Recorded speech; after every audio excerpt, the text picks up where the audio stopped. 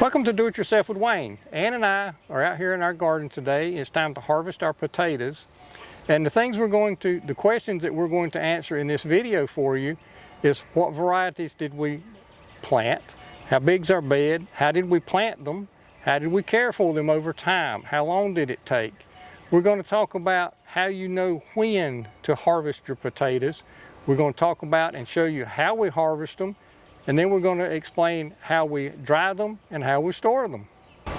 This year, because we planted Yukon Gold and Red Luna potatoes, they formed little potato berries, and we'll put a picture up in the corner so you can get a closer look at what they look like. They're very, very poisonous though, so if you have kids or animals, I would just pull them off when I see them and throw them away. They're not very conducive to growing potatoes. It takes 2 years to get a decent yield from them, so they're pretty useless.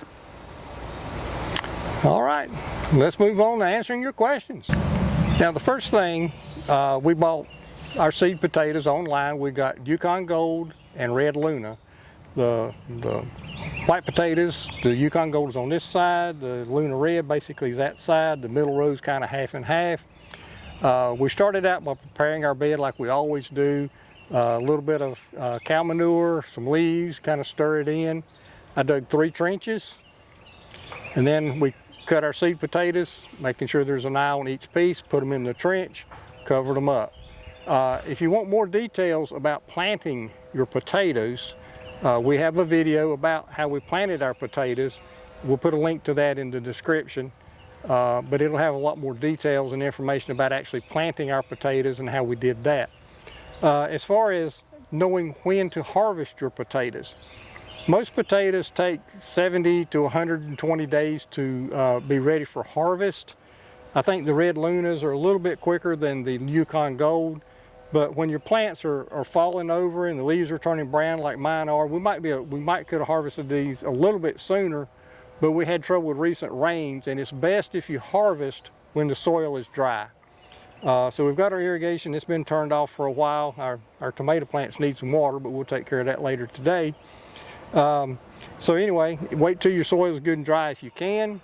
Your plants have died down, that's when you harvest.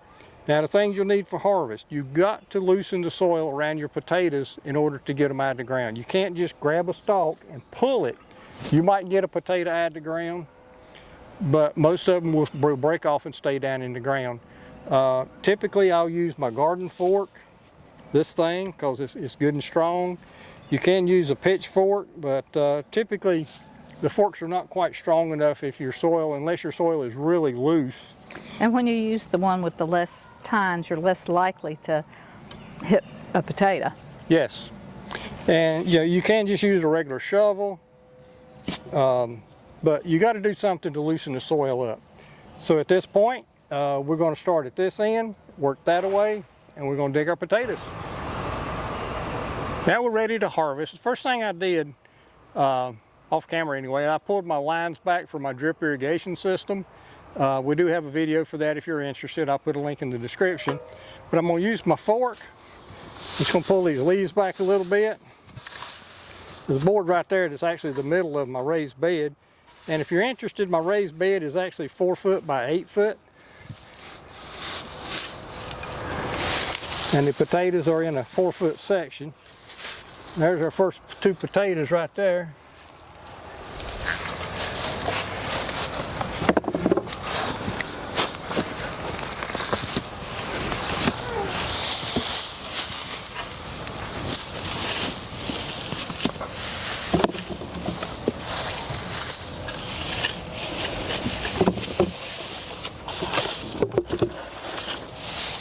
We fall through this fork. Seeing a lot of earthworms too, that's a good sign. All right. This is our harvest from our 4 foot by 8 foot raised bed. I was a little bit disappointed in the soil. Raised bed soil shouldn't be looking like that, so I'll amend this some more with some peat moss or something. But if the soil had not been quite so heavy, they might have been larger. But anyway, this is what we picked or harvested. So now we're going to go inside and weigh them, and we'll show you how much we got weight-wise. Now here we are under a covered area. We're getting ready to dry our potatoes. We were inside, we weighed them. I put a picture up here in the corner, one corner, I don't know. But we ended up with just over 30 pounds of potatoes from our 4-foot by 8-foot raised bed. And now we're getting ready to dry them on our drying rack. This is also a sifter. If you're interested in how we built this and different ways we use it, we have a video about the sifter itself. I'll put a link in the description. You may also notice there's a side here, there's a side here, and there's a side down there, but there's not one here. There's a reason for that. If you're curious, go see the video. So anyway, we're going to take our potatoes, we're going to spread them out here, and we're going to let them dry for at least a week, probably 2, and then we'll take them inside for storage. Once our potatoes have cured completely in about 2 weeks, we will take them inside, put them in brown paper bags, close them up, and put them in a cool, dark area, and we should have potatoes most of the winter. Yeah, so in my case, I got a bedroom that's on the north side of my house, and there's a closet that I really don't use. That's where we have our onions and our garlic stored right now, and we'll put them in there because that's the coolest part of my house. And we may try other things, but that's where they're going to start out. So let's spread them out.